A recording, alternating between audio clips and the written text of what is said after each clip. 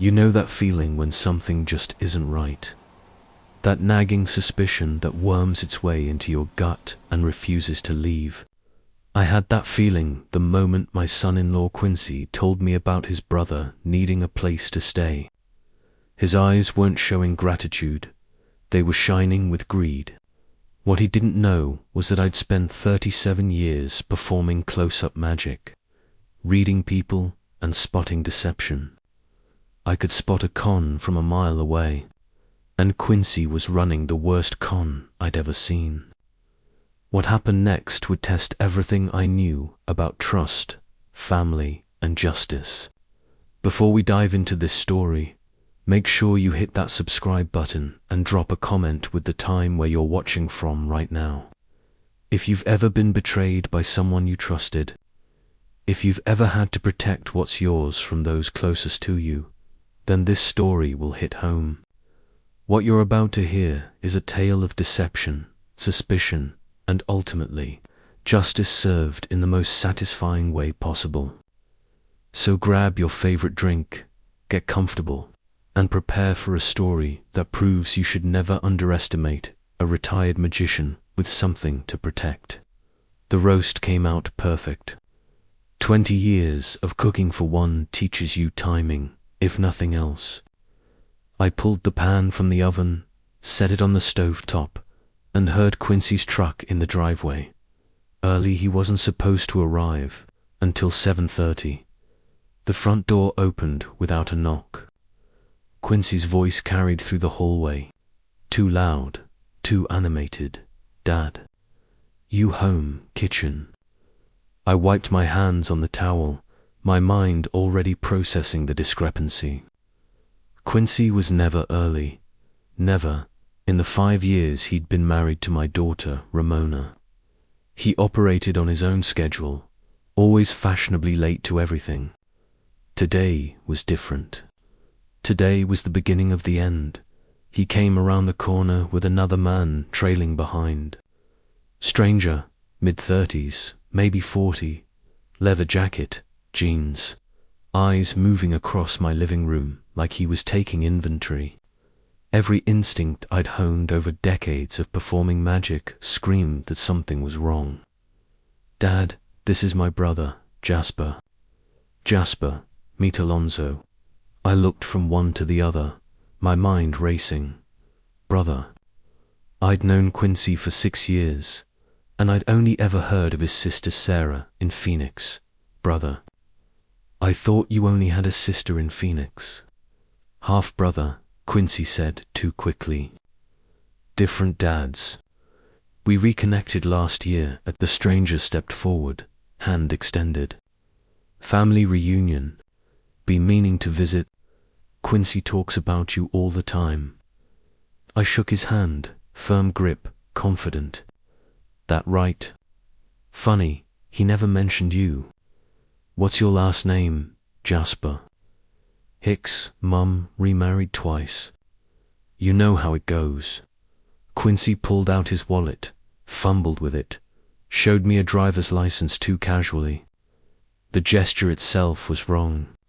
Who proves their brother's identity? I glanced at the card. Jasper Hicks, different last name confirmed. The license went back in Quincy's pocket before I could study the photo closely.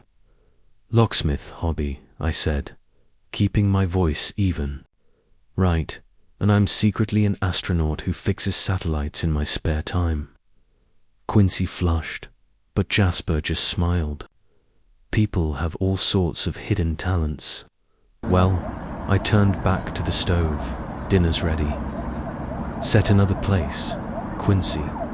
Ramona came down the stairs as we moved to the dining room.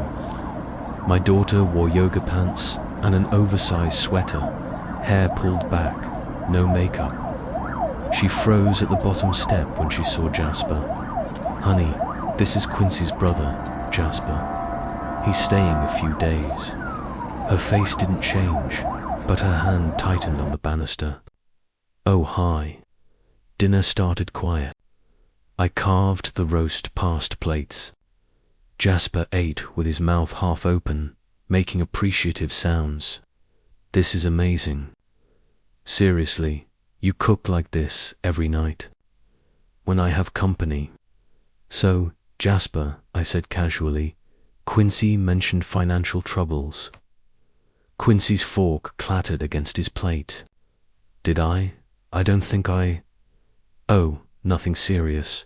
Jasper wiped his mouth. Just between jobs, you know.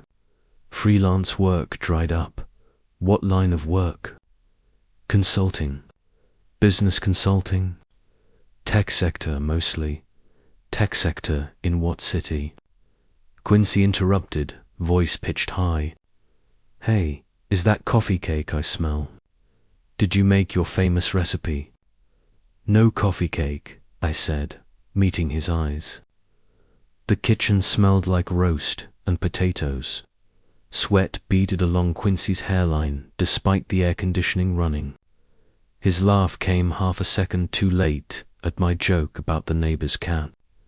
Ramona dropped her fork when I mentioned my sister Vera's estate money. Her hand trembled picking it up. Jasper's eyes scanned the dining room. He touched my antique mechanical puzzle box on the shelf, fingers running along the carved edges like he knew exactly what it was worth. If this was my son-in-law's brother, evolution took a wrong turn somewhere. After dinner, Jasper complimented the house. Nice place. Real nice. This guy talks like he's casing jewelry stores in a bad heist movie. Thanks, I said. Ramona, help me with dishes. She shook her head. Headache. Going to bed early. It was 8:15. Quincy showed Jasper to the guest room. I heard them talking, voices low, urgent rhythm to the conversation, then silence. Then Quincy's footsteps on the stairs, Ramona's door closing. House settling into night sounds. I sat in the living room at 11:45 with bourbon in a rocks glass. Lights off, blinds cracked to let streetlight in. Couldn't shake the wrongness crawling under my skin. 7 years performing close-up magic taught you to read people. Misdirection works both ways. I knew when I was being set up for a trick. My phone buzzed. Text from Lavinia, my younger daughter in Seattle. I thumbed out a reply. Quincy brought home a brother I never heard about. Something feels off. Response came quick. Brother. He told me he's an only child except Sarah. Exactly, says half-brother. Different last name. Ramona acting strange too. Haven't seen much of her headache. Want me to fly down? Not yet. Might be nothing. We'll keep you posted. But it wasn't nothing. I killed the bourbon, set the glass on the side table, went upstairs to my bedroom, but didn't change into pajamas. Sat on the bed edge in slacks and button-down, listening to the house breathe around me. Old magicians, insomnia kicking in. Stage performances ran late, threw off sleep cycles. 40 years later, my body still expected to be performing at midnight instead of sleeping 11:45. Creaking sound from downstairs. Specific creak second floorboard in the hallway near my study. That board always complained when you stepped on it, no matter how carefully. I stood, bare feet silent on hardwood. Moved to the stairs, descended slow, keeping weight on the edges where the steps didn't groan. Hallway dark, study door cracked open. Slice of light cutting across the floor. My hand pushed the door wider. Quincy crouched by the safe, flashlight in one hand, something metal glinting in the other. Tools scattered on the carpet around him. Lockpicks, 3 of them. My voice came out steady. Looking for something? He spun, dropped the flashlight. Beam rolled across floor, casting wild shadows. Jesus, Dad, you scared me. At midnight in my study by my safe. I couldn't sleep. Headache, looking for aspirin. Aspirin's in the bathroom where it's been for 30 years. I thought maybe you kept some in here, in your desk. He gestured vaguely at the desk and the flashlight. Didn't want to wake anyone with the lights. I almost laughed. 37 years old and still can't lie convincingly. I've seen better performances at elementary school plays. The lockpicks glinted on carpet between us. He hadn't noticed them yet. Undeniable evidence. My hand tightened on the doorframe, knuckles going white. Those aren't aspirin. His eyes dropped. Saw the tools. Face went pale. Oh, those. I forgot I had those in my pocket. Your pocket from earlier. You were showing Jasper some old locksmith tools. Hobby you had as a kid. You were a locksmith. Well, not professionally. Just interested in how locks work. You know me. I'm curious about ... Get out of my study. Dad, you're misunderstanding now. He gathered the tools, hands shaking, flashlight beam jittering across walls. Squeezed past me in the doorway without meeting my eyes. His footsteps retreated upstairs. Door closed softly. I stood in the study doorway, blocking the space where he'd been crouching. The safe sat undisturbed, combination dial showing no signs of tampering, yet lockpicks on the floor between us. Undeniable evidence he hadn't noticed. My hand tightened on the doorframe. I opened my mouth to call him back, demand real answers, throw him out of my house, but the words stuck in my throat. Confrontation now meant tipping my hand. Better to watch. Better to know the full scope before I acted. I locked the study door from inside, checked the safe, untouched. The estate money sat there, $180,000 in cash from Vera's house sale. I'd mentioned it to Quincy last month. Casual conversation over dinner, getting the estate settled finally. His pupils had dilated then too. Same tell he had now. Asterisk sleep didn't come. I stretched out on the study couch, fully dressed, lights off, safe at my back. Old habit from Vegas days. Sleep near the valuables. Wake at any sound. Dawn came grey through the windows. Birds started their racket at 6 o'clock. I showered, dressed, started coffee at 7:30. Footsteps on the stairs at 8 meant company. Jasper came into the kitchen first. Hair wet from shower. Same clothes as yesterday. Asterisk, sleep okay, Alonso. These guest beds are comfortable, comfortable. He evaluated that mattress like he's planning to steal it. Actually, he probably is like a baby. You out like a light. Long drive yesterday, you know. Quincy appeared next, eyes bloodshot, movements stiff. He poured coffee without speaking. Sleep didn't come. I stretched out on the study couch, fully dressed, lights off, safe at my back. Old habit from Vegas days. Sleep near the valuables, wake at any sound. Dawn came grey through the windows. Birds started their racket at 6 o'clock. I showered, dressed, started coffee at 7:30. Footsteps on the stairs at 8 meant company. Jasper came into the kitchen first. Hair wet from shower. Same clothes as yesterday. Ramona came down last, settled at the table with phone in hand, staring at the screen like it might provide escape routes. I cracked eggs into a pan. Your mother and I saved for 20 years to buy this house. Did I ever tell you that story? Ramona's head came up. Dad, we've heard it. Had to work 3 jobs, some months, but we did it. Built something solid, Something worth protecting. Quincy stirred his coffee. That's great. Really inspirational. Funny thing about solid things, I said.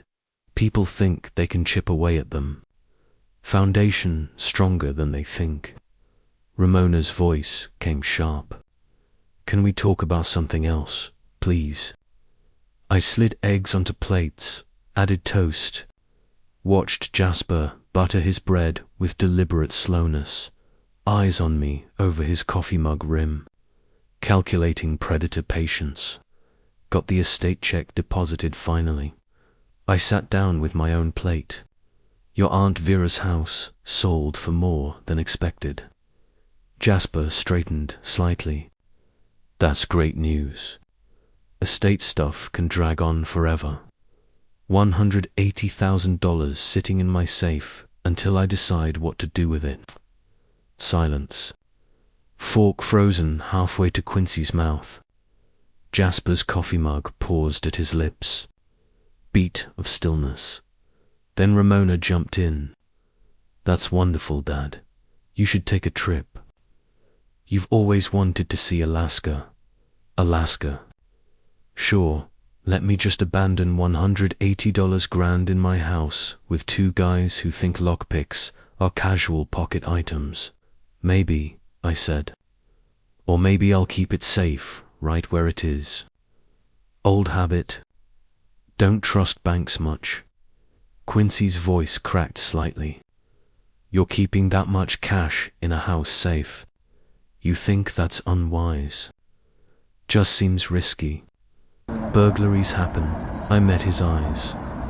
You're right. Maybe I should get better locks. His face flushed. He stood abruptly, chair scraping. Need to make some calls. Work stuff. Headed upstairs before I could respond. Ramona followed moments later.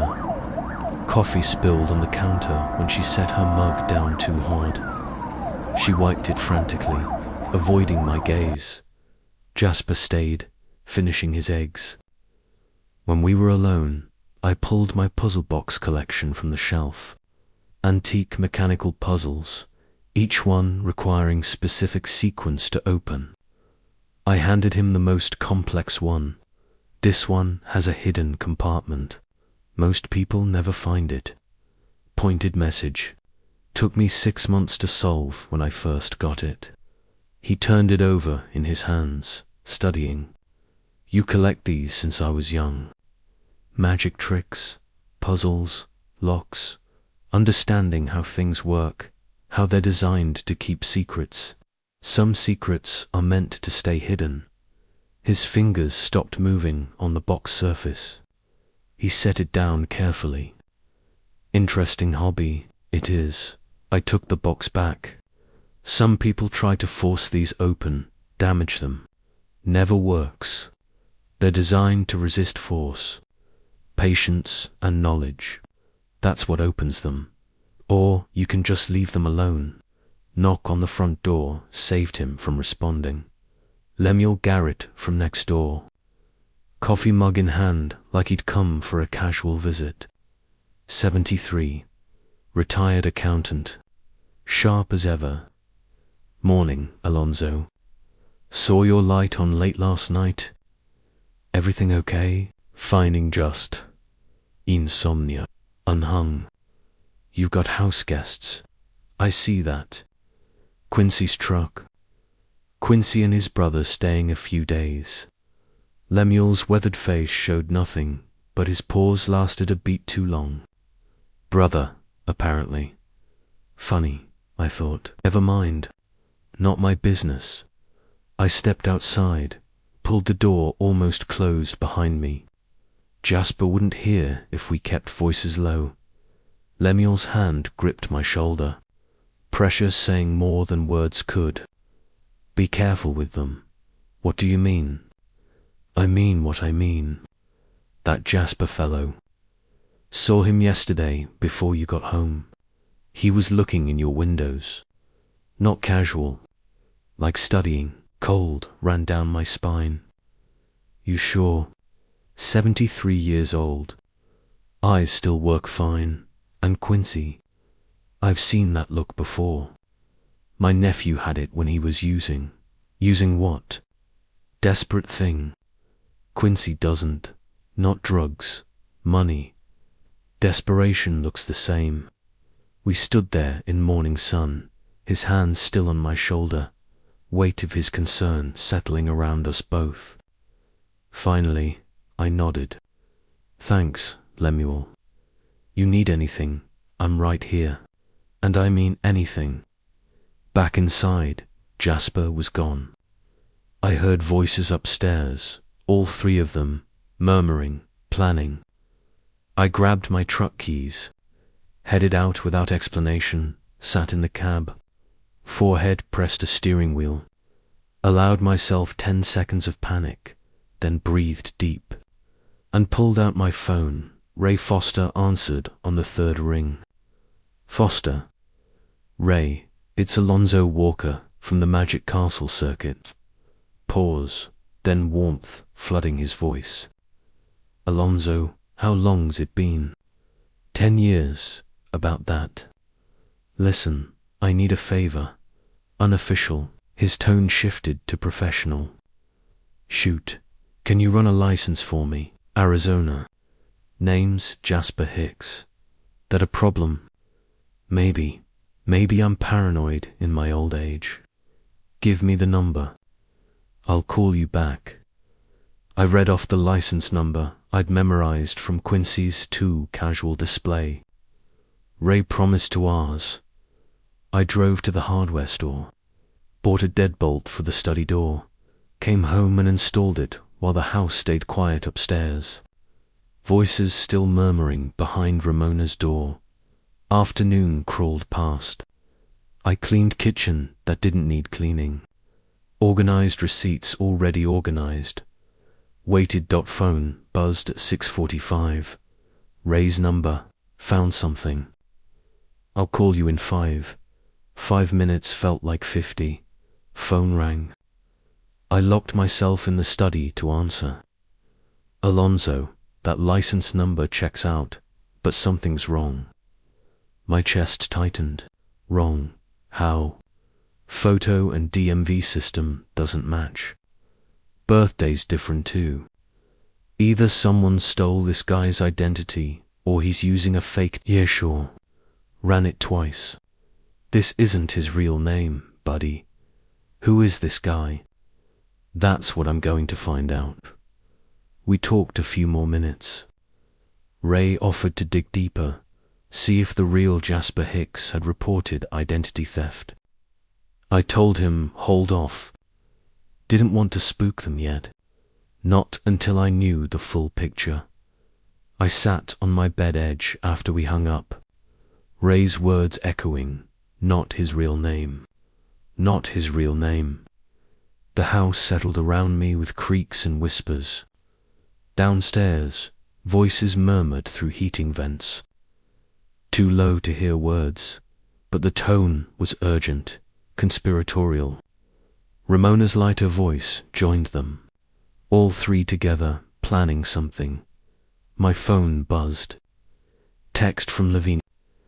How's the situation with the brother? Asterisk, my thumbs hovered over the keyboard. I typed, worse than I thought.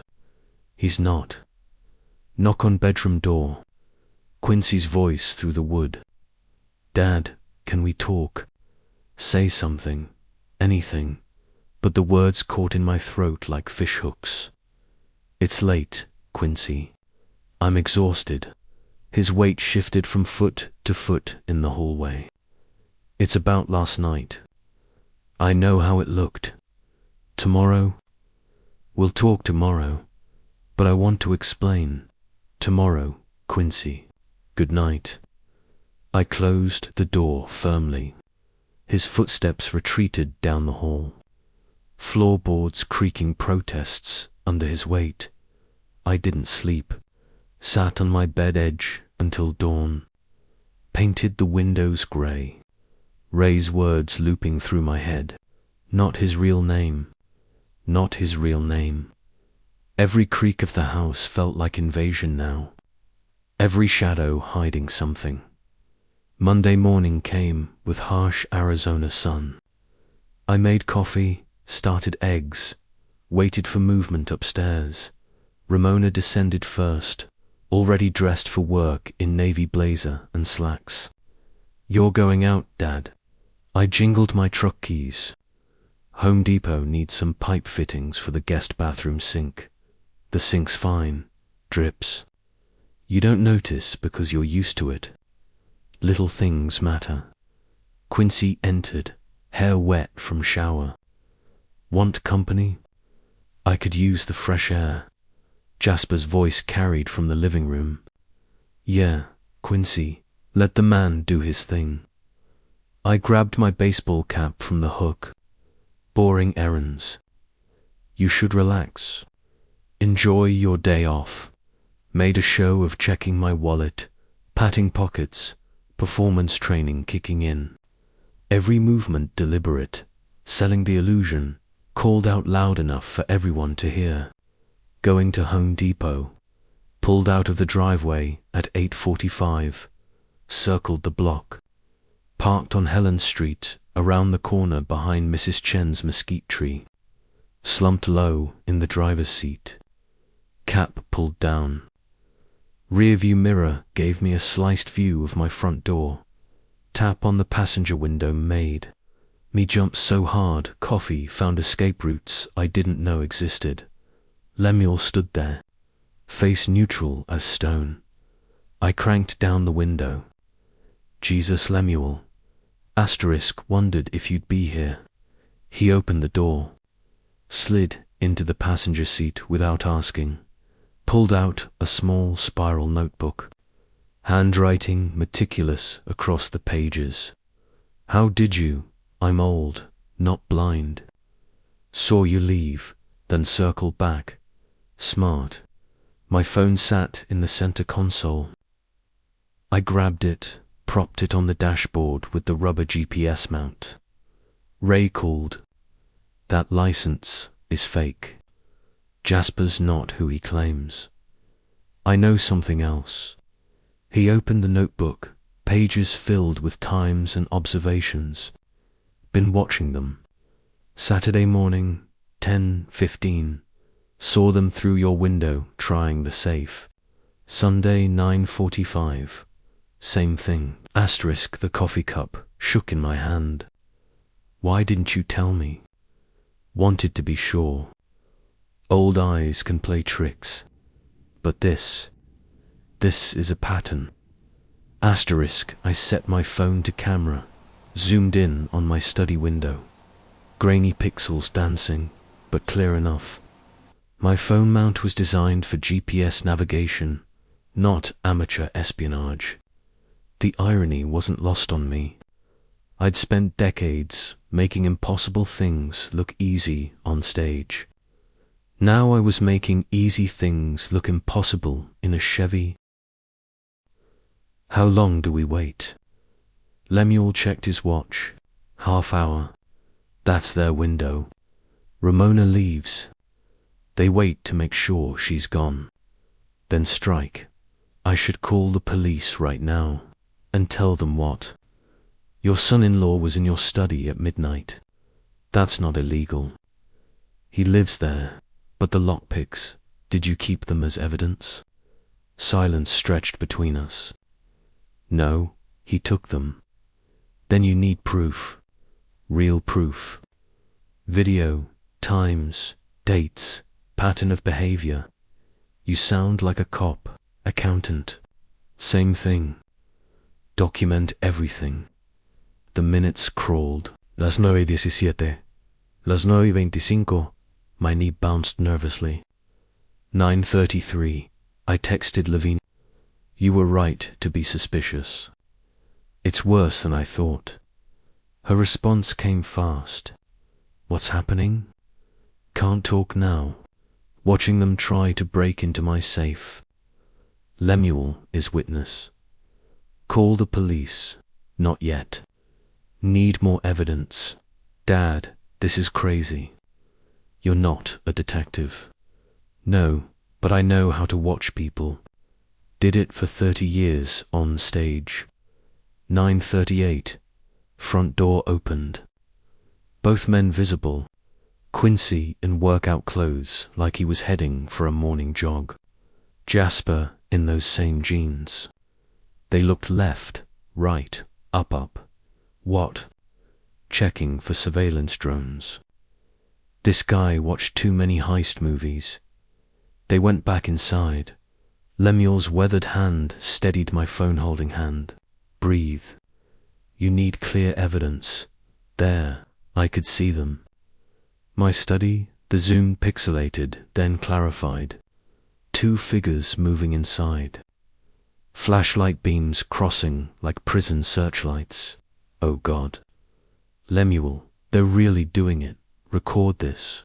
Your phone recording. Yes. Started when they went in. Good. Timestamp matters. Date matters. Everything matters. We watched for 43 minutes. Jasper kneeling by the safe. Hands working the dial with professional patience. Quincy standing guard.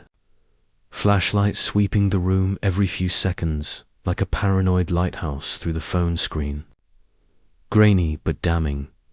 Lemuel closed his notebook with a soft snap. That enough for you? My jaw tightened. Not even close. I want to know why. Why now? What changed? My phone buzzed. Text from Ramona. Forgot my portfolio. Coming home quick. Both of us froze. On the screen, Quincy and Jasper were still in the study, oblivious. My fingers flew across the keyboard. No, don't come home. I'll bring it to your office. 3 dots appeared, disappeared, appeared again. Ramona, too late. Already on my street. Her car turned the corner. Lemuel grabbed my arm. They're still inside. I typed fast. Wait, I grabbed your portfolio before I left. Couldn't find yours, so I bought a new one. Where's your office? Ramona's car slowed at the corner, stopped. 3 dots dancing on my screen forever. Sonoran Realty on Campbell. But Dad, be there in 20 minutes. Her car reversed, turned around, disappeared. Lemuel exhaled hard beside me. On my phone screen, Quincy and Jasper emerged from the study, checked the street through front windows, slipped out the door, casual, like they'd just finished reading the newspaper. I drove to Staples, grabbed a brown leather portfolio off the shelf, raced to Ramona's office. Sweat soaked through my shirt despite February's cool air. Found her in the parking lot, engine still running. Handed her the portfolio through her window. Sorry, yours wasn't where you usually keep it. This one's nicer anyway. She took it, confusion creasing her forehead. You didn't have to. I'm your father. It's what I do. Afternoon found Lemuel and me in my living room, reviewing his notebook. 4 days of observations. Saturday through Monday. Every attempt documented with times, descriptions, behaviors. Saturday 10:15. He pointed to an entry. Watch his face here. He showed me grainy photos taken through his window with a telephoto lens. Quincy trying combinations. Safe refusing to open. Him slumping against my wall. He looks broken. Desperate men do desperate things. Sunday was worse. Different photos. See, he's trying codes faster. Sloppy. Jasper keeps checking his watch. Time pressure. They're on a deadline. Question is deadline for what? I needed better evidence. Surveillance photos through windows wouldn't hold up legally. I needed video, audio, irrefutable documentation. Best Buy on Oracle Road had what I needed. Sales kid named Bryce, maybe 19. Acne scars and enthusiasm. So, you're looking for home security, something discreet for monitoring my study. Like nanny cam style. Exactly like that, except for watching grown men instead of children. He laughed awkwardly. Okay. This one looks like a charging block. HD, Wi-Fi enabled, motion detection. Perfect. I'll take two. Trust me. Always have backup. Learned that doing magic shows, you were a magician. Still am. Just different tricks now. The kid looked at me like I was planning to spy on a cheating spouse. Close, but replace spouse with son-in-law and cheating with grand larceny back home. I installed the camera on my study bookshelf. Used old stage tech knowledge, angles, sight lines, lighting. Positioned it perfectly behind a decorative clock, lens aimed at the safe. Tested the feed on my phone, crystal clear. But documentation wasn't enough. I wanted them to reveal themselves completely, show their true nature, their desperation, their greed. An idea formed, risky, theatrical. Exactly the kind of misdirection I'd perfected in Vegas. I spent an hour at my kitchen table with my laptop. Printer, magnifying glass, creating a prop 30 years ago. I could palm a card in front of 500 people. Now I was forging bank documents using YouTube tutorials. Career pivot, asterisk, the letterhead came out perfect. Chase Bank, offshore investment division. Account statement showing $500,000 wire transfer pending. Convincing enough to fool greedy eyes in poor light. Dinner at 7. Ramona setting the table.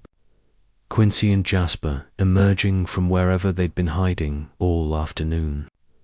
I opened wine. Fumbled the corkscrew deliberately. Drew attention. Ramona, how is the Fleming showing? Good, thanks for the portfolio, though I still don't know where mine went. Quincy reached for bread. Probably in your car trunk. You're always leaving stuff there. Wine, I opened that Cabernet from Arizona Stronghold. The cork dropped when I pulled it free. Hit the floor. Rolled under Quincy's chair. He picked it up, handed it to me. Thanks for helping me rob you, his face should have said. But criminals aren't known for irony appreciation. Clumsy tonight. Age catching up. The fake document sat on the table edge, partially visible under a magazine. I straightened, noticed it. Oh, shouldn't leave this lying around. Confidential financial stuff. Quincy's fork froze. What's that? Looks official. Bank correspondence. Boring retirement account stuff. Jasper leaned forward slightly. Chase Bank, that's who I use. This is their offshore division. Estate planning thing your aunt set up before she died. Offshore? Like Cayman Islands. Something like that. Lawyer handling it. $500,000 from her real estate investments. I let the number hang in the air like bait on a hook. Wire transfer processes next week. Then it comes here to the safe until I decide what to do. Dead silence. Ramona's knife stopped scraping butter across bread. Dad, you never mentioned. Just finalized. Another week and it'll be here. Jasper set down his wine glass with exaggerated care. That's a lot to keep in a house safe. The safe that's been secure for 30 years. I trust it more than banks these days. But something flickered across Jasper's face. Not greed, suspicion. His eyes narrowed. Studied me. Studied the document, still in my hand. The placement had been too perfect. the timing too convenient. I'd overplayed it, made it too theatrical, rusty skills betraying me. Dinner ended quickly. Ramona retreated upstairs with a headache. Quincy and Jasper disappeared into the guest room. I cleaned dishes, locked the study door with my new deadbolt, climbed to my bedroom. 11:45. The house settled into night sounds. Then voices drifted through the heating vent near my bed. Old house. 1940s construction. Ductwork carrying sound from first floor straight to second. I pressed my ear to the floor. Quincy's voice muffled. $500,000, he said next week. Jasper. Too convenient. Right after he caught you. So what? Maybe it's real. Asterisk, think about it. Perfect document left on table where we'd see it. That old man isn't stupid. He worked Vegas. You're paranoid. I'm careful. There's a difference. Something's off. My stomach clenched. He saw through it. But what if it is real? We're talking $500,000. Keep your voice down. I'm saying we move faster before whatever he's planning happens. How much faster? Tomorrow. Ramona works late Tuesdays, right? We crack that safe tomorrow. Asterisk, what if we can't? Silence. Then Jasper's voice, colder. Then we take alternative measures. The old man's going to have an accident. My blood turned to ice water. You said no violence. I said we'd avoid it, if possible. But I'm not going back to California, empty-handed. Too many people waiting for me there. Dangerous people. Asterisk, I grabbed my phone with shaking hands, texted Lemuel. You awake? Response immediate. Saw your light on. What's wrong? I called him, whispered into the phone. They're talking about tomorrow, about hurting me if they can't open the safe. You sure that's what you heard? He said accident, said people in California waiting for him. Then we call police, now, tonight. Asterisk and tell them what? I overheard a conversation through a heating vent. It's not enough. It's a threat. It's hearsay. I need video. Them actually trying to break in with intent. Them saying it on camera. You're playing with fire, Alonso. I'm playing chess, and I'm 3 moves ahead. You sure about that? Asterisk silence. No, but it's too late to stop now. I lay in darkness after we hung up. Phone screen glowing inches from my face. The camera feed showed my empty study. Safe, undisturbed. Shadows from streetlights slicing across carpet. Tomorrow they'd try again. Tomorrow they'd mentioned violence. My finger hovered over contacts. Police. Lavinia. Ray Foster. Below through the vent. Whatever it takes. My reflection stared back from the black phone screen. 69 years old, alone in this house with 2 criminals, one of whom just threatened my life. My door handle turned slightly, stopped. Footsteps retreated down the hallway. Someone just tried my door at midnight, while they thought I was asleep. I sat in darkness until dawn. Yellow legal pad filling with crossed-out plans. Direct confrontation wouldn't work. They deny everything. I needed them to reveal themselves completely, irrevocably. At 6:45, I switched tactics. Misdirection, not bait. The magician's first principle. Control what the audience sees while hiding what matters. Breakfast at 8. Quincy appeared first, hair wet from shower. I buttered toast, casual. Been reading about Arizona's solar incentives. Tax breaks are substantial this year. He looked up from his phone. Solar, you thinking about panels for the house? Bigger than that. Commercial investment opportunity. Friend from my Vegas days runs a startup. Needs capital partners. Jasper entered, poured coffee. How much capital? $50 to $75,000 minimum. Returns projected at 30% annually. Quincy's fork froze. That's really good. Those numbers legit on paper. You know, investments risk involved, but Arizona's pushing renewable energy hard. Government backing. Ramona descended stairs, already dressed for work. Dad, you're not putting your nest egg into some startup. Not all of it. Diversifying. Your mother always said, don't keep all eggs in one basket. Quincy leaned forward. I'd love to see the prospectus. If you're looking for partners, I've got some capital freed up. You do. I thought money was tight. He caught himself. Well, not immediately, but soon. Tax return coming. And I've been saving. I'll think about it. Like Ramona said, it's risky. Need trustworthy partners. At Wells Fargo, I placed stacks of cash on the counter. $180,000. The teller counted twice.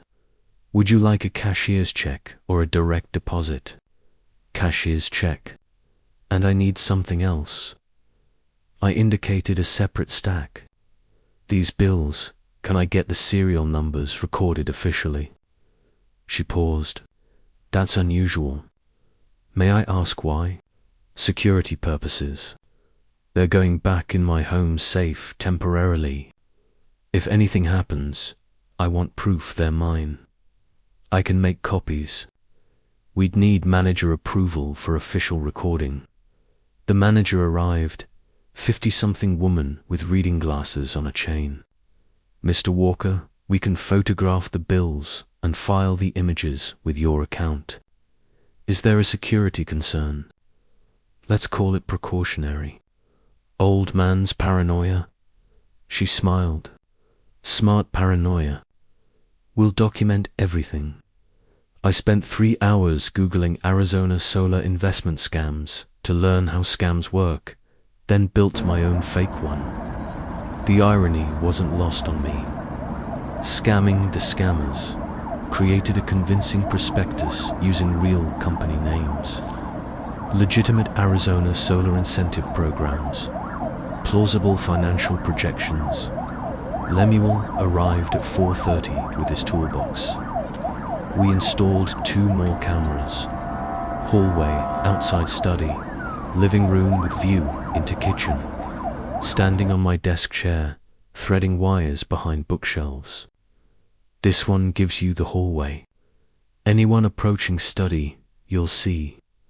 I studied the chair. 73-year-old former accountant on a desk chair with power drill. OSHA would have a field day, but we were past OSHA compliance and deep into elderly vigilante territory. Can we angle it to catch the living room, too? Wide-angle lens should get both. Why living room? Kitchen table visible from there where conversations happen. He climbed down carefully. You're thinking ahead. Good. Or overthinking. Can't tell anymore. Paranoia kept me alive 40 years in accounting. Trust your gut. My gut says my family's robbing me. Some gut, testing camera feeds on my phone when the hallway camera caught movement from earlier. Timestamp showed 2:47 p.m. when we'd been at Best Buy. Ramona entering the study. Looking over her shoulder, approaching the safe. My thumb hit pause. No, not you. Please, not you. I pressed play. She spun the combination. The safe opened easily. She knew it by heart. Always had since childhood. I taught her the code when she turned 18. In case of emergency, I'd said, always know where the important things are. She pulled out a slip of paper, wrote numbers, the combination. Her hand shook. She paused, touched the safe door gently. Apologetic gesture. Oh God, Quincy appeared in the doorway. She handed him the paper. They spoke. No audio on the camera, but body language screamed volumes. She was crying. He pulled her close. Comforting or controlling. Hard to tell which. I hit pause again, sat back, stared at my daughter's frozen face. Why are you doing this, Ramona? Why? Texted Liv. Need to ask you something. Did Ramona ever mention money problems? Response came quick. Not to me. Why? Just wondering. She seems stressed. She's always stressed. That's Ramona. Everything's a crisis. Did she ask you for money, ever? Once, 2 years ago. Said her car transmission died. I sent her $2,000. Did her transmission die? Dad, what's going on? Nothing. Just trying to understand something. You're scaring me. Don't be scared. I'm handling it. Dinner at 7. I chopped vegetables with unnecessary precision. Knife striking cutting board in rhythmic controlled anger. Ramona asked if I was okay. My knife froze mid-chop, resumed. Fine, just tired. Long day. You're quiet tonight. Dad, am I? Just thinking about that solar investment. Quincy perked up. Still considering it. Maybe. Need to review the numbers more carefully. At my age, can't afford mistakes. Jasper wiped his mouth. Numbers are numbers. Either they work or they don't. That's simple for you, Jasper. Usually is. People overthink. Or people underthink and lose everything. Depends on perspective. Quincy set down his fork. I meant what I said this morning. If you want a partner, I'm interested. We could review the prospectus together. You trust your financial instincts, Quincy. I work in sales. I know investments. Sales and investments aren't the same thing. One requires understanding people. The other requires understanding numbers. I understand both. We'll see. At 11:45, I sat in darkness, laptop open, watching camera feeds. For angles of my house in real time, study empty, living room empty, hallway empty, kitchen where Quincy and Jasper hunched over coffee like conspirators planning war. My phone vibrated. Text from Quincy. Thought more about that solar deal. Really interested. Can we talk specifics tomorrow? I typed back. Sure, I'll have the prospectus ready. Significant opportunity for the right partner. On camera feed, I watched Quincy show Jasper the text. Jasper's head shook. No, they argued silently. Jasper pointed at something off camera. The safe. Quincy's face contorted. Anger, frustration. My phone buzzed again. Ramona, love you, Dad. Sorry I've been distant lately. Work stress will be better. Promise. I stared at those words. Sorry. Promise. Typed. Love you too, honey. Always will. Deleted. Typed. Love you too. Send asterisk on camera feed. Quincy showed Jasper another text. They both looked at it.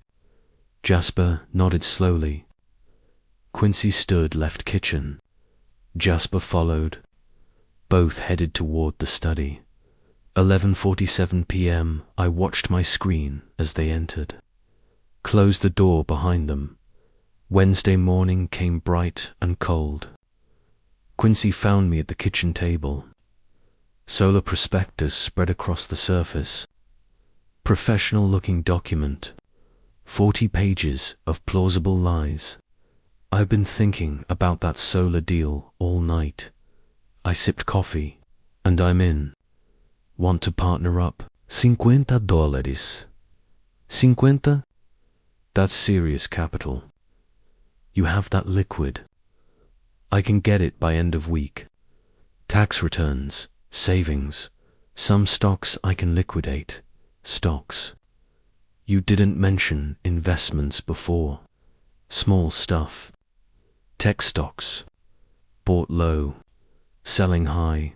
Asterisk point is, I can commit. Jasper appeared in the doorway. Committing to what? The solar deal. I'm partnering with Alonzo. Partnering with whose money? Mine. What's it to you? Jasper poured coffee slowly. Nothing. Just surprising given he caught himself. Given what? Given what, Jasper? Asterisk, given the timing. You just got here a few days ago. Suddenly, Quincy's got 50 grand. Lucky timing. I pulled out a printed contract. Partnership requires formal agreement. I had my lawyer draft something. Quincy frowned. This is between family. Exactly why we need it official. Protects both of us. You commit 50. I commit 50. Profit split equally. When do you need the money? Startup needs capital by March 15th. Month away. That work. Asterisk, perfect. Plenty of time. Agreement specifies 30 days. Default penalties if funds don't materialize. Standard contract language. He skimmed the document. Sure, makes sense. Where do I sign? Jasper watched from the corner, arms crossed, shaking his head. Read it carefully first. Partnership's a big commitment. I trust you, Dad. You wouldn't screw me. My pen hovered. No, I wouldn't screw you. Sign here, he signed. Didn't read the penalty clauses. Didn't notice the default interest rate. Didn't see the legally binding obligation he'd just created. He skimmed that contract the way people skim terms of service agreements. Just hunting for the signature line. Beautiful, asterisk, in the hallway after. I overheard their argument. You're an idiot. Jasper's voice low and harsh. It's a good investment. It's a stalling tactic. We need money now, not business deals. This is money. 50 from me, 50 from him. Asterisk, you don't have 50. Where's this magical stock portfolio? I'll figure it out. We had a plan. Simple plan. Take the money, split it, disappear. Now you're signing contracts. It's better this way, legitimate. Asterisk, he suspects something after the other night.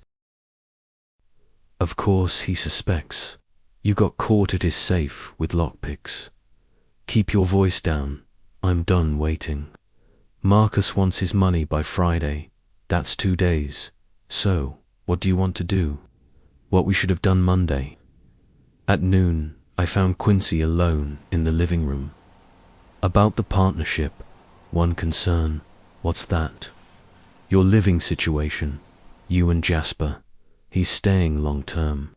Few more days probably. Why? Partnerships between you and me. Don't want complications. Third parties make things messy. Jasper's not involved. Good, because I've seen partnerships fall apart when one person has unreliable influences.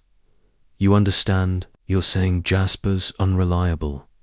I'm saying focus matters. Can't have distractions. Can't have people with their own agendas pulling partners in different directions. Jasper entered kitchen. Heard the last part. What agendas? Business conversation doesn't concern you. Sounded like it concerned me. Then you heard wrong. 12:30 I made my announcement loud enough for everyone to hear. Ramona, I'm heading to Phoenix. Her voice from upstairs. What now? Meeting lawyer about partnership documents.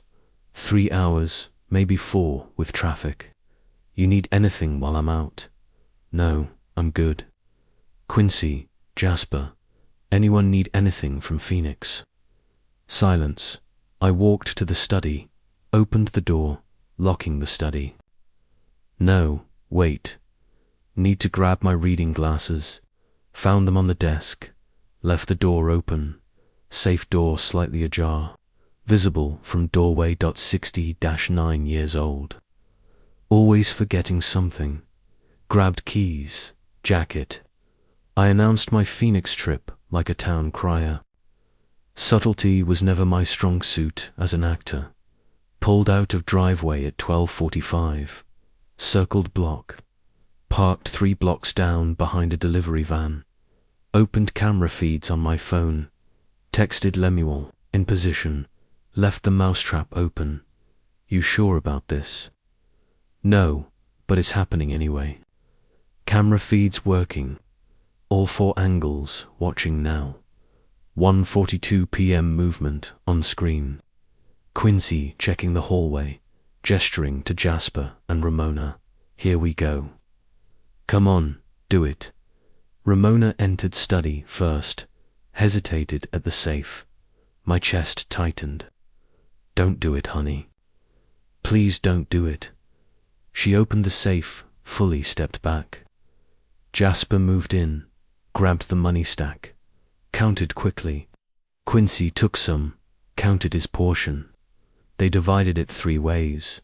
She's really doing it. My daughter is really robbing me.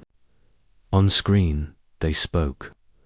No audio, but body language told the story. Ramona's face showed guilt. Quincy's showed relief. Jasper's showed triumph. Each pocketed $5,000. Got you. All 3. Clear as day. Marked bills. Serial numbers. Video evidence. Ramona lingered, looked at the safe, almost put her money back. Quincy touched her arm, shook his head. She pocketed it, shoulders slumped. She almost didn't. She almost stopped, but she didn't. They left the study, closing the door quietly. I sat in my Chevy 3 blocks away, watching my family rob me on a phone screen. Modern problems require modern surveillance solutions. At 4:15, I returned home, called out, I'm back. Traffic was hell. No response, walked to study, opened safe. Empty except for documents, called Lemuel, voice shaking. Partly genuine, partly performance. It's gone. The money, $15,000, gone. You sure? I'm looking at an empty safe. Lemuel, I'm sure. Check the cameras. Checking now. Rewound footage. Watched it happen again. All 3 entering together. Ramona opening the safe. Each taking their share. Undeniable. Irrefutable. What do you see? I see everything. All 3 of them, together. Taking my money. What now? Now I have them exactly where I want them. That evening, my phone buzzed. Text from Ramona. Having dinner at Quincy's mom's house tonight. Don't wait up. Love you, I typed. Have fun. Love you, too. Deleted. Typed. Okay. Send. Second text from Quincy. Hey Dad, forgot to ask. When do you need me to transfer the $5,000? Want to get it done ASAP. I laughed, actual sound escaping my throat. The audacity, rob me of $5,000. Then text about investing 50 you don't have. Asterisk typed. Let's discuss Monday. No rush. These things take time to set up properly. Send. Third text. Unknown number. This is Detective Ray Foster.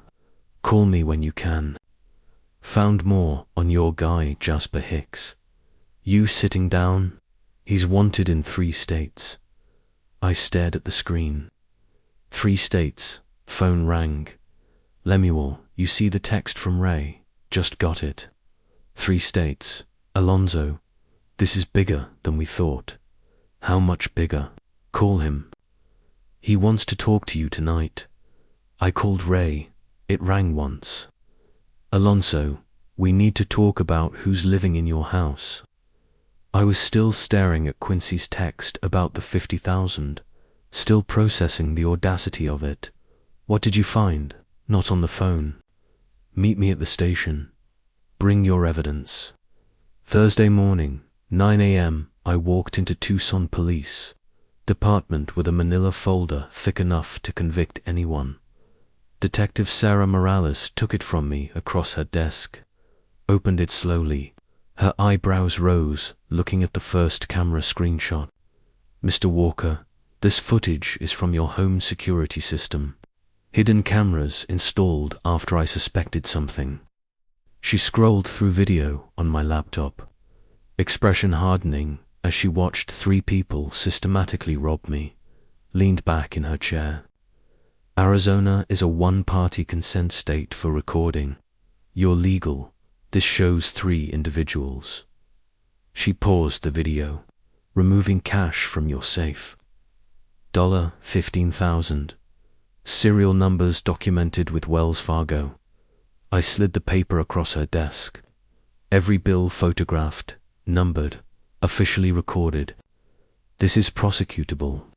Grand theft, conspiracy, possibly burglary, depending on their living situation. You want to press charges. One of them is my daughter. She went through that footage like a prosecutorial bloodhound. By minute 3, she was nodding. By minute 5, she was smiling. That's when I knew I had them. When the cop smiles at your evidence, you've basically won. But her smile faded when I said those words. One of them is my daughter. I see. Can you give me 48 hours? I need to talk to her first. 48 hours? Then I'll file formally. I promise. She studied me. Professional, empathetic, but firm. Your daughter's an adult. She made choices. I know, but she's still my daughter. I need to understand why before I destroy her life. I called Lavinia from the parking lot. Don't panic, but I need you to come to Tucson. What happened? Are you okay? I'm fine. It's about Ramona and Quincy. I have proof they've been stealing from me. What? Are you sure? Asterisk, video evidence. Police ready, but I need you here before I do anything official. Oh my God. When? Today, if possible. This can't wait. She booked the noon flight. I picked her up at 3:15. Baggage claim. We embraced. First time in months. She pulled back, searched my face. You look terrible. Thanks. You look worried. I am worried. You sounded, I don't know, different on the phone. In the car, I told her everything. Quincy's fake brother, Ray Foster's investigation, the cameras, the marked bills, the theft caught on video, and Ramona. Silence stretched between us. Dad and Ramona. I swallowed hard. She gave them the safe combination. She was on camera taking $5,000 with them. No, not Ramona. She wouldn't. I have video, you'll see it. At home, study door locked. I showed her everything. She watched. The footage, hand covering her mouth when Ramona appeared on screen. That's really her. That's really my sister stealing from you. Keep watching. The camera showed Ramona's hesitation, Quincy's grip on her arm, her crying. He's forcing her. Look at her face. She still took the money because he made her. This is coercion, Dad. He's manipulating her. The law doesn't care about manipulation. It cares about actions. She opened that safe. She took that money. So, what do? We talk to her alone before Quincy poisons the conversation. We found her in her bedroom, her childhood room, preserved exactly as she'd left it. Jonas Brothers poster on the wall. If that's not irony, childhood innocence preserved while adult daughter commits felonies downstairs. I don't know what is. I knocked. Ramona, can we come in? She opened the door, saw both of us. Color drained from her face. Dad, Lavinia. Why are you here? We need to talk about what? About Wednesday afternoon when I went to Phoenix. Her face went white. She backed into the room, sat on bed edge. I don't know what, don't lie, please. Not now. Not to me. Dad, Lavinia closed the door behind us. We know about the safe. We know about the money. How cameras. I've been watching everything for days. She collapsed. Not on the bed. On the floor, back against wall. Knees pulled to chest. Childhood defense position. She used to sit exactly this way during thunderstorms. I didn't want to do it. You have to believe me. Then why did you? Because, Quincy, he said. If I didn't help him, he'd heed what? The story poured out. $23,000 in credit card debt, medical bills from 2 years ago, surgery insurance didn't cover, interest piling up. Quincy found out, used it as leverage, threatened divorce, exposure, leaving her with nothing. She grabbed her phone, opened messages. Look, read them. I scrolled through Quincy's texts. Each one tightened my jaw further. Your dad's loaded. 23,000 is nothing to him. If you don't help me fix this, I'm done. I'll file for divorce and you'll get nothing. Just give me the combination. I'll handle everything else. I love you, but I can't stay with someone who won't support me when I need help. My hand shook, holding her phone. This is abuse, financial abuse. I know now. But I was so scared of losing him, losing everything. You should have been scared of losing Dad's trust, Lavinia said. I'm terrified. What happens now? Before I could answer, the door slammed open. Quincy stood there, chest heaving. What are you telling them? Ramona jumped up. Quincy, you've been spying, recording us, my house, my right. This is entrapment. It's evidence, Lavinia said. There's a difference. He rounded on Ramona. What did you say? What did you tell them? The truth, you stupid, he caught himself. You don't understand what you've done. No, Quincy, you don't understand what you've done. To my daughter, to my family, to me. I can explain. I have video, serial numbers, police evidence. What exactly will you explain? His face drained of color. Police. The word hung in the air like smoke. Then his expression shifted. Confusion to realization to panic. And finally something colder. Calculation. Survival mode. Police, he said flatly. You went to the police. Not yet. But I will know. He shook his head. No, you won't watch me. He pulled out his phone, held it up. You won't. Because I have something, too. Something you really don't want public. What are you talking about? Ask your father about his taxes from 2005. About that cash income from the magic shows he never reported. My chest tightened. Funny how things come out when you start digging, isn't it? IRS loves anonymous tips, especially about elderly tax cheats. Quincy, what are you? Ramona started. Shut up. You've said enough. He turned back to me. Here's what's going to happen. You forget about the police. I forget about calling the IRS. We're done here. I paid my taxes. Did you? He smiled. I have documents that say otherwise.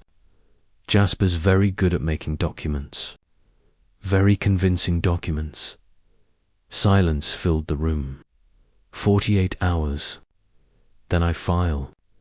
Unless we have an understanding. He left. Footsteps downstairs. Front door slammed. Lavinia stared at me. Dad, is he telling the truth? No, but he's telling a convincing lie. And lies can destroy reputations just as easily as truth. Thursday night, I pulled my 2005 tax returns from the filing cabinet, spread them across my study desk. Every number accounted for, every dollar reported. My accountant's stamp visible on each form, all legitimate, all filed properly. But would anyone believe that against convincing forgeries? Lemuel arrived at 10, found me still at the desk, surrounded by papers, looking 10 years older than yesterday. So, they're blackmailing you with fake tax documents. Documents that will look real enough. Jasper's good at forgeries, apparently, but you have the real returns. You can prove, can I? It's 25 years ago. Those returns are 20 years old. My accountant's dead. Records from that era, some stuff's digital, some still paper. By the time I prove they're fake, the damage is done. Reputation, everything. My name in the community, the magic community, everyone I worked with. Alonzo Walker, tax cheat that follows you forever. He made coffee we didn't drink, sat across from me. So what are you thinking? I'm thinking maybe $10,000 makes this go away quietly. No, Lemuel. No, you pay them once. They own you. That's how blackmail works. They'll come back for more. But if I don't call their bluff, you've got real evidence. They've got fake documents. Truth wins, does it? In time before the IRS audits me, before the newspapers run stories. You're scared. I understand, but don't make decisions from fear. Too late. I'm already terrified. Friday morning, I found Quincy in the garage, pretending to fix his truck. I handed him that envelope like a virgin paying his first bribe. Rookie move. Every crime movie ever made. Paying blackmail never works. We need to talk. He didn't look up. About what? About those documents? You mentioned the tax thing. Oh, that. Yeah, what about it? I want this to go away. Quietly, how much? He finally looked up, surprised. You're offering money. $10,000 cash today, and this ends. No IRS calls, no documents. Done. His slow smile spread like poison. 10,000. That's significant money for made-up problems. He took the envelope, counted bills without shame. This is a good start. 10 grand doesn't cover what I know, but it shows you're willing to negotiate. That's good. We'll talk later about the real number. My coffee mug had enough of this conversation before I did. Smart mug chose explosive exit. 2 hours later, they cornered me in the kitchen. Both of them. Intimidation tactic. We've been discussing your generous offer, Jasper said. I gave you what you asked. No, you gave us what you offered. We never agreed to 10. You took it. Down payment. Now, here's the real price. $100,000. My coffee mug slipped, shattered on floor. What? You heard him. 100 grand. But those documents go to every agency that matters. I don't have that kind of cash. Jasper leaned against the counter. Sure you do. You had 180 in your safe 2 weeks ago. Bank records show transfers. You've got money. You're insane. We're practical. You want to protect your reputation. Pay up. This is extortion. Call it what you want. $100,000 by Monday, or we start making calls. Friday afternoon, I sat in my truck outside Home Depot, calling Ray Foster, voice breaking. Ray, it's Alonzo. I need everything you can find on Jasper Hicks. Fast. I already ran him. Wanted in 3 states. Remember? Deeper. Who's he running from? What's he scared of? Why? What happened? They're blackmailing me. Fake documents, threats. It's escalating. I need leverage. Alonzo, if they're blackmailing you, that's a crime. I can't. It's complicated. Family involved. Just please find out what Jasper's really afraid of. This is dangerous territory. I'm already in it. Help me navigate out. Give me till tonight. I'll call you. Ray showed up at 7 o'clock with more surveillance photos than an FBI task force. My kitchen table looked like a war room for taking down the mob. Except we weren't FBI.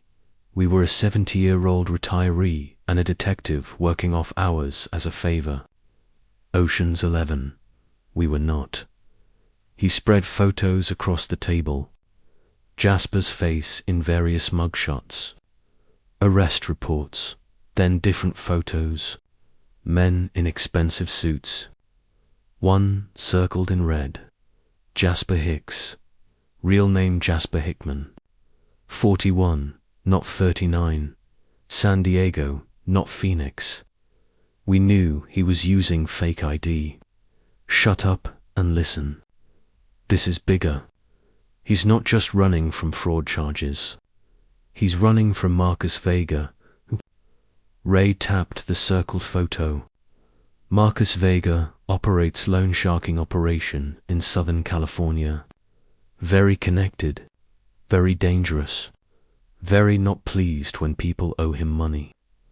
How much does Jasper owe? $200 gambling debts, bad investments, loan interest compounding. Jasper ran 18 months ago. Vega's been looking ever since. My hands picked up the photo, trembling, looking how hard enough the 3 people who knew Jasper's whereabouts got hospital visits. 2 relocated. 1's still in ICU. Oh God, it gets worse. My source says Vega's crew tracked Jasper to Arizona last week. They know he's in Tucson. They just don't know exactly where yet. He's in my house. Asterisk, they're looking for someone in my house. Which means if they find him, they find my address. My family, Ramona's here. Lavinia is visiting. You need to get Jasper out of your house today, now. And if he won't leave, then you call TPD, report the theft, get him arrested. Jail's safer than Vega. Finding him at your address. But if he's arrested, Vega's people will know exactly where he is. They have people in the system. Ray leaned back. So you're trapped. Keep him. Risk Vega showing up. Turn him in. Same risk, Alonzo. There's no clean way out of this. Lavinia and Ramona appeared in the doorway, drawn by tense voices. Dad, Ramona's voice came small. Who are these people? I couldn't find words to explain. I'd been so focused on catching thieves. I missed the wolves already in the house. Ray did it for me. These are the men hunting Jasper. They're in Tucson, and they're getting close. How close? Days, maybe hours. Ramona picked up Marcus Vega's photo. Quincy brought this into our house. Quincy doesn't know. He thinks Jasper's just a con man. Small time. He has no idea. So, what do we do? Lavinia asked. Before I could answer, headlights swept across the kitchen window. Car pulling into driveway. Not Quincy's truck. Not Jasper's rental. A black Escalade. California plates. Everyone froze. Ray's hand went to his hip. His service weapon, even though he was off duty. The car idled 30 seconds, a minute. Nobody got out. Then it backed up slowly, deliberately, and drove away. Ray's phone buzzed. Text from his California contact. Viga's crew is in your city. They're checking addresses. Be careful. I looked at my daughters, both pale, frightened. Looked at Lemuel's house next door. Dark windows. Innocent neighbor pulled into this. I did this. Trying to catch them. I baited a trap and caught wolves instead. Upstairs, a door slammed. Quincy's voice angry. Jasper, Jasper, where the hell are you? Footsteps running. Guest room door crashed open. Quincy appeared atop the stairs, face white. He's gone. Jasper's gone. His stuff's gone. He ran, and we all understood simultaneously. Jasper saw that black Escalade, knew what it meant, and fled, leaving us all to face whatever comes next. Saturday morning, I handed Detective Morales a folder thick with Ray's research, Jasper Hickman's real name. 3 California warrants, addresses of motel he'd likely use. We'll have him by afternoon, she said. Asterisk, they found him at a place on Miracle Mile by noon. Tracked his rental car, knocked on his door. Arrested him without incident. His one phone call went to Quincy. I intercepted Quincy in the driveway around 2 o'clock. Gave him a choice. Asterisk, full confession. Return the $15,000. Divorce Ramona quietly. Resign from your job and I won't press charges. He laughed. Actually laughed. You can't prove anything. That video inadmissible. I live there. You entrapped us. Entrapment requires law enforcement. I'm a private citizen protecting my property. Find a lawyer who will take your case. Old man with cameras spying on family. You'll look paranoid. You have until Monday morning. Yeah, we'll see who looks paranoid in court. So, I went to Desert Motors at 3:30. Saturday afternoon, sales floor busy. Quincy's colleagues moving between customers and cars. Found the manager's office. Frank, I need to show you something about Quincy. Frank Martinez watched my laptop screen, his top salesman clear as day, stealing from a safe. The video played for 2 minutes. Frank's jaw clenched tighter with each second. When was this? Wednesday, planned over multiple days. That son of a Frank shouted through his door. Quincy. Quincy entered, saw me, froze. What's he doing here? Showing me who you really are. You stole from your wife's father. That's not what it looks like. It looks like theft on camera. Clear as day. Frank stood. Get your personal items and get out. Security will escort you. Frank fired Quincy so fast, I half expected to see skid marks. 30 seconds, from top salesman to unemployed. Maybe he could put it on his resume, under special achievements. You did this. You came to my job. You came to my home, my safe, my family. Fair's fair. He left through the showroom. Colleagues watching phones coming out. By Monday morning, every dealership in Tucson would know. Hours later, close to midnight, I was reviewing evidence for Monday's police filing when fists pounded my door. "Alonso, come out here." Face me, through the window, Quincy swaying on my porch. Aluminum baseball bat raised, he showed up at my door at midnight with an aluminum bat like he was auditioning for a really sad remake of The Natural Dot. I opened the door part way. "Go home, Quincy. You're drunk. Home." "I don't have a home. My wife won't talk to me. My job's gone. Because of you. Because of your choices." He was already broken. You just exposed it. Inside, I sat at the kitchen table, same table where Jasper ate that first night, where Quincy signed the fake contract, where Ramona did homework as a child. My phone buzzed. "Detective Morales. Quincy Bradford arraignment, Monday, 9 a.m. Need you to testify. Confirming you'll be there." I typed, "I'll be there." Stared at the empty chairs. Tomorrow, I'd walk into court and testify against my son. Cement my daughter's divorce. Finalize the destruction of what used to be a family. Victory tasted like ashes. 3 weeks later, I stood in Judge Hernandez's courtroom. Quincy at the defendant's table in an ill-fitting suit, refusing to meet my eyes. Mr. Walker as the victim. "You have the right to make a sentencing statement. What are your thoughts?" I stood slowly. "Your Honor, Quincy Bradford stole from me, betrayed my trust, manipulated my daughter. Those are facts. And your recommendation?" "I recommend mercy, not because he deserves it, but because punishment has already found him. He's lost his marriage, his job, his reputation. Prison won't teach him anything he hasn't already learned." The prosecutors started to object. I kept talking.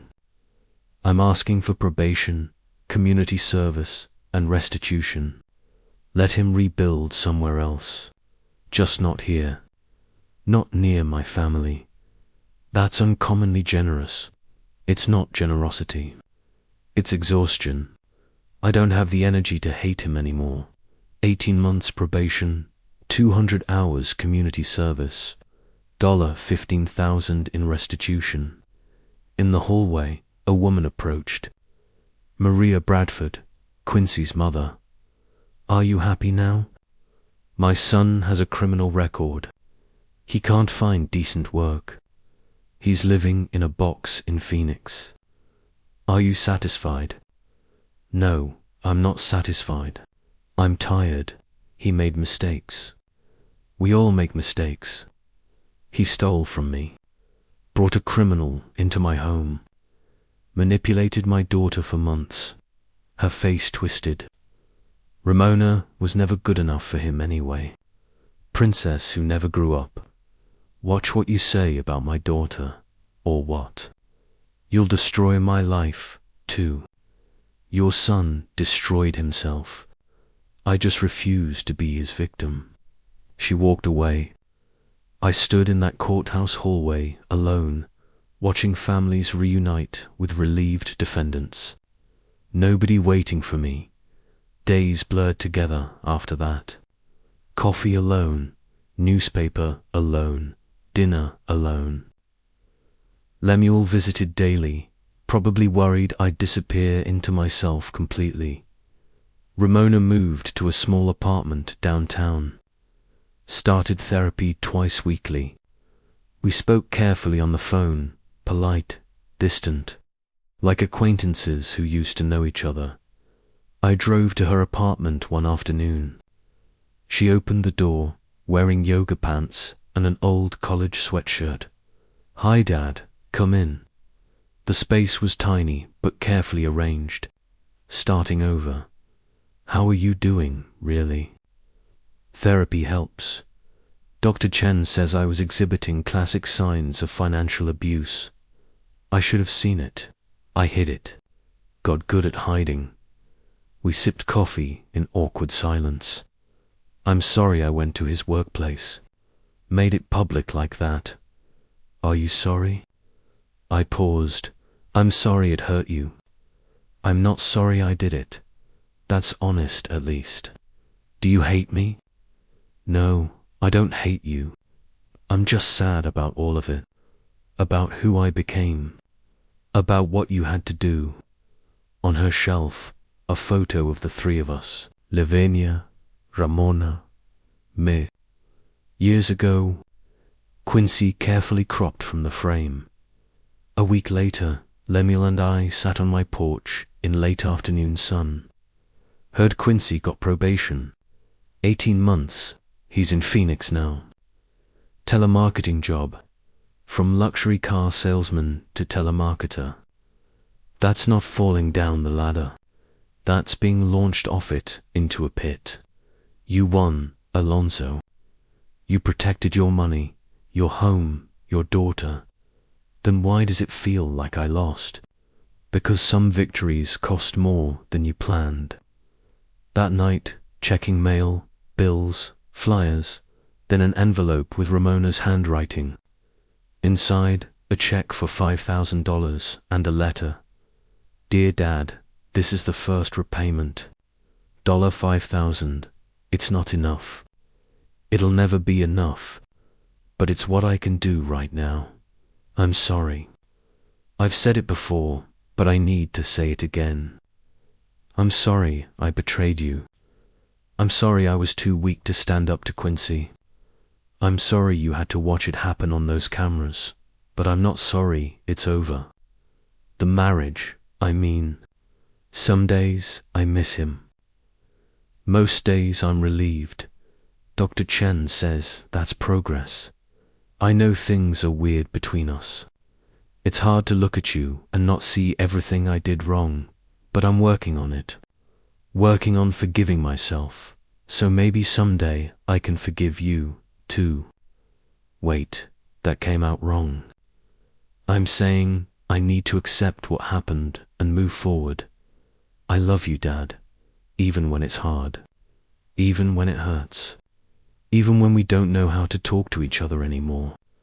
We'll figure it out. We have to.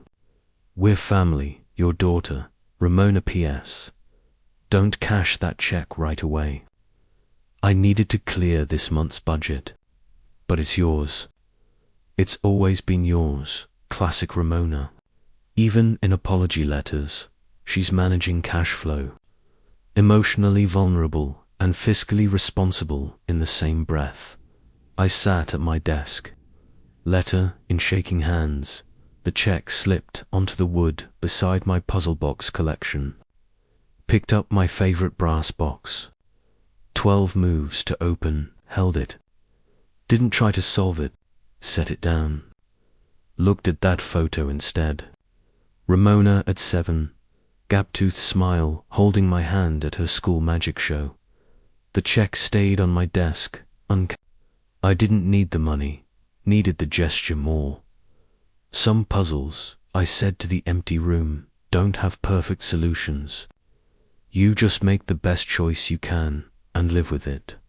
Through my window, Lemuel's kitchen light glowed. Faithful neighbor, unexpected ally.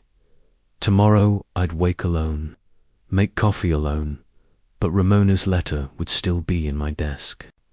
That check would still be there, symbol of her intention to make amends. Justice was served. Money returned, criminals punished. So why did the house feel emptier than before? Because some victories cost more than you budgeted for. You pay the price every day in moments of silence where laughter used to be. But there's the letter. Theirs will figure it out. We're family, small lights in darkness. Not enough to erase the pain, but enough, maybe, to find a path forward, looking back on everything that happened. I realize that the most painful betrayals often come from those closest to us. When Quincy and Jasper entered my life, I never imagined they would bring such chaos and danger into my home. But what hurt most was discovering my daughter Ramona's involvement. The revenge I sought wasn't just about recovering money, it was about reclaiming my sense of security and trust. In the end, I got both, but at a cost I hadn't anticipated. My relationship with Ramona may never be the same, but her letter gives me hope that we can rebuild something new from the ashes of what was broken. This experience taught me that sometimes the greatest magic isn't in illusions or tricks, but in facing difficult truths and finding the strength to do what's right, even when it's painful. Justice was served, but healing will take much longer.